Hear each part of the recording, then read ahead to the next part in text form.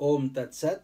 My humble prostrations to the all-pervading Brahman, to my worshipful Guruji, Swami Jyotirmayanandaji Maharaj, to sage Narada and all other sages and saints, and to each of you, divine soul, watching today's satsang. So we are on the second last sutra. We are currently studying Narada Bhakti Sutras. We are on chapter number 4, the final chapter, Glory of One-Pointed Devotion. And commentaries by my Guruji, Swami Jyotirmayanandaji Maharaj, narrated by myself, Swami Nikhilananda.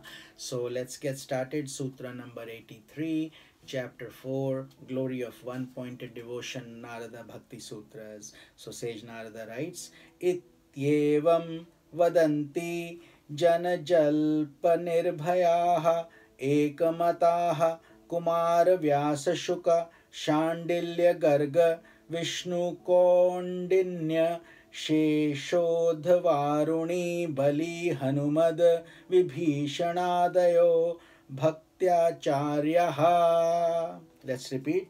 Ityevam vadanti janajalpanirbhayaha ekamataha kumara Vyasa Shuka Shandilya Garga Vishnu Kondinya Sheshodhvaruni Bali Hanumad Vibhishanadayo Bhaktyacaryaha. Meaning, thus unmindful of public criticism, Kumara, Vyasa, Shuka, Shandilya, Garga, Vishnu, Shesha, Uddhava, Aruni, Bali, Hanuman, Vibhishana, and other teachers of devotion unanimously proclaim the glory of the path of devotion. So all these are huge, very gigantic devotional personalities in Sanatana Dharma. So Sage Narada is saying, it's not just me saying this. Here are all these proofs before you, all these sages and saints and gods. They are all singing the glory of the path of devotion. So all teachers on the path of devotion go beyond the criticism of the masses. So they don't worry about people who don't believe in this or people who are on the worldly path. These saints and sages continue to shower their nectar and they continue to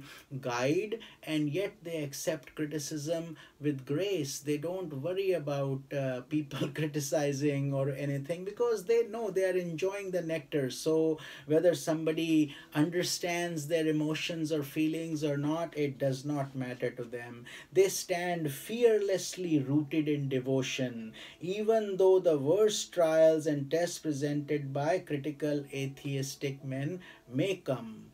And that does happen in history, where people, these devotees, these high saints and sages are tested even.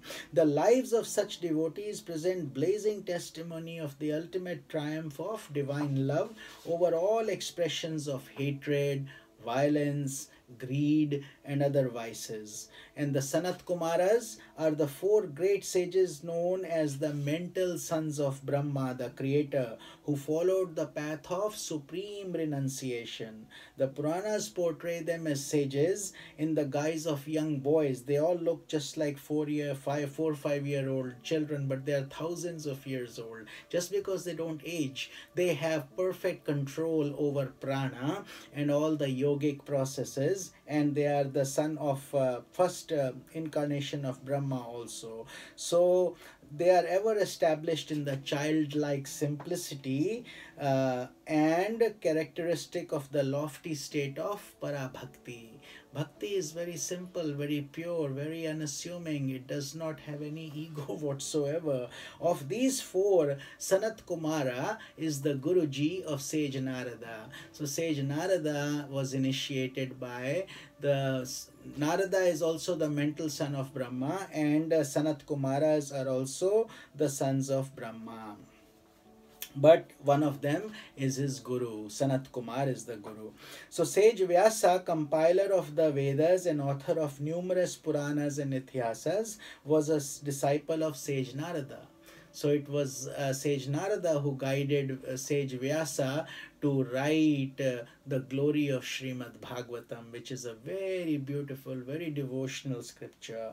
It is due to his prolific writings that Bhakti Yoga, as taught by Narada and other sages, has been popularized. So that is important. Shuka was the son and disciple of sage Vyasa. So it's the lineage, because that used to be the process of the Guru Shishya Parampara relationship, and these father son relationship was perfectly okay to also be blossoming into Guru Shishya relationship, because the knowledge was authentic, pure, and granted in a very deep way. So he narrated to King Parikshit, in this case Shuka, the thrilling devotional story of Srimad Bhagavat Puran, which is also a deeply devotional scripture, as we just discussed. And so this he received from his father.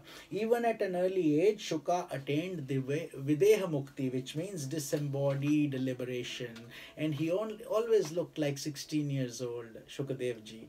Shandilya is also a very well-known author and a saint of another set of Bhakti Sutras he has created. They are called Shandilya Bhakti Sutras. Just like we are covering currently Narada Bhakti Sutras, there is a similar scripture called Shandilya Bhakti Sutras, which we may cover at another date.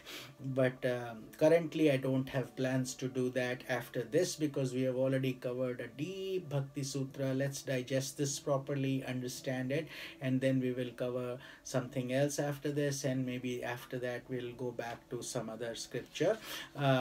But the key is to continue these daily satsangas. That's why I try to keep them short, succinct, so we can have our daily immersion, and it's like our daily dose that we can take for our health, spiritual health, and mental health, and everything else.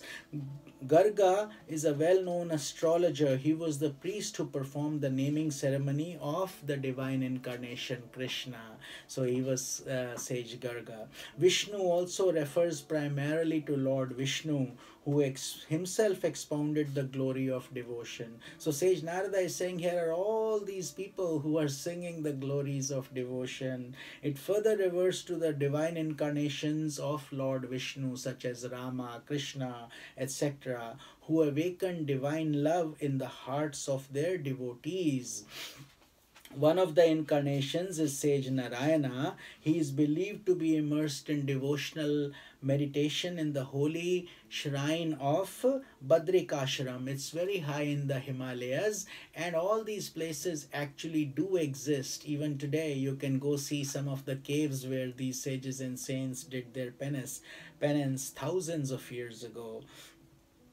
And sage Kaudinya has been mentioned as the son of sage Shandilya, and naturally he was also a great Bhakti Yoga. So Shesha refers to the mystic serpent who holds the universe on his myriad hoods, and he is a form of when Lord Rama incarnates, he incarnated as Lakshmana.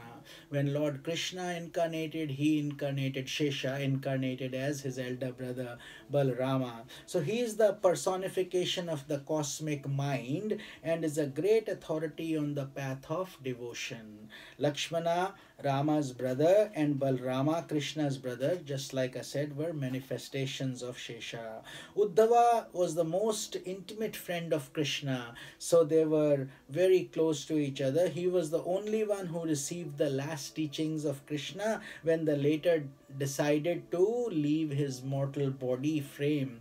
Lord Krishna was about 126 years old when he passed away, and at that time he narrated to Uddhava, his childhood friend, about the glories and how to sustain this world, and the scriptural instructions, they are all coded in Srimad Bhagavat Puran, which is also termed as the fifth Veda.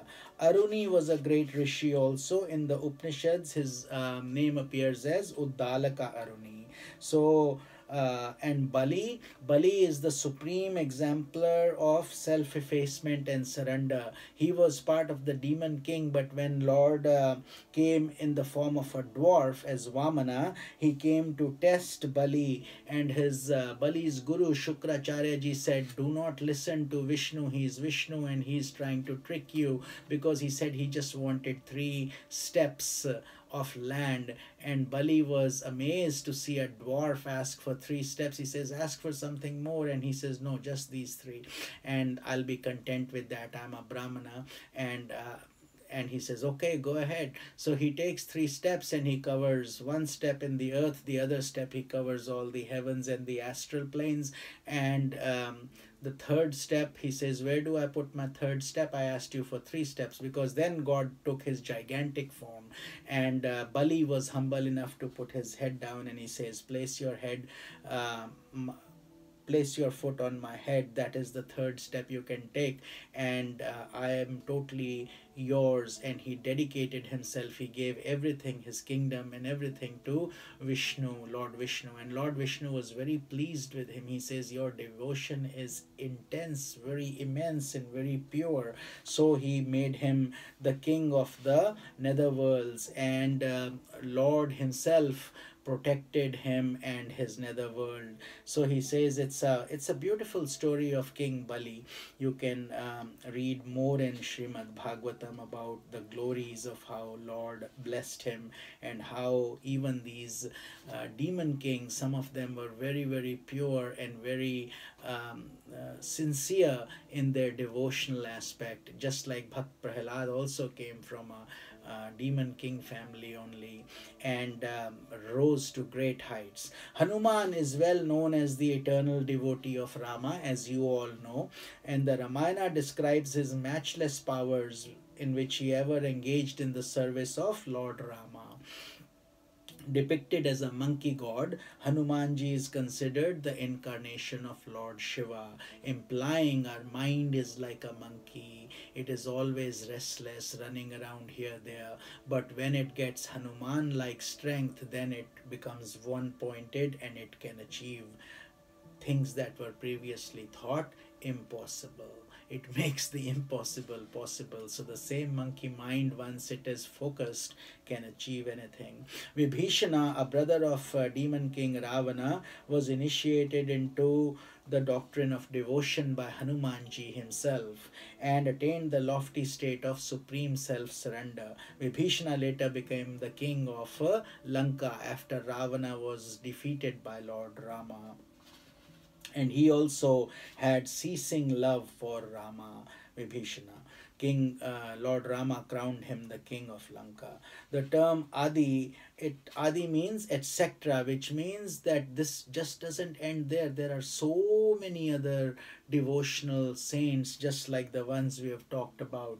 But Sage Narada it's not practically possible to mention everyone, so he did not do that. He says just assume that there are many, many others. So these glories have to be read again and again.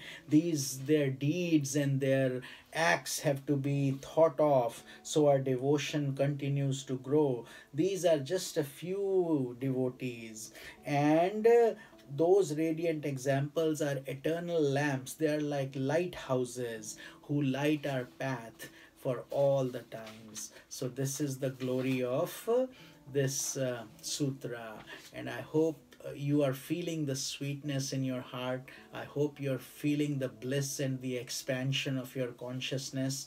We are putting in our sincere effort to take this light from this book, that Swami scripture, beautiful scripture called the Narada Bhakti Sutras, and share with all of you, so you can actually convert it into divine flow of love towards God.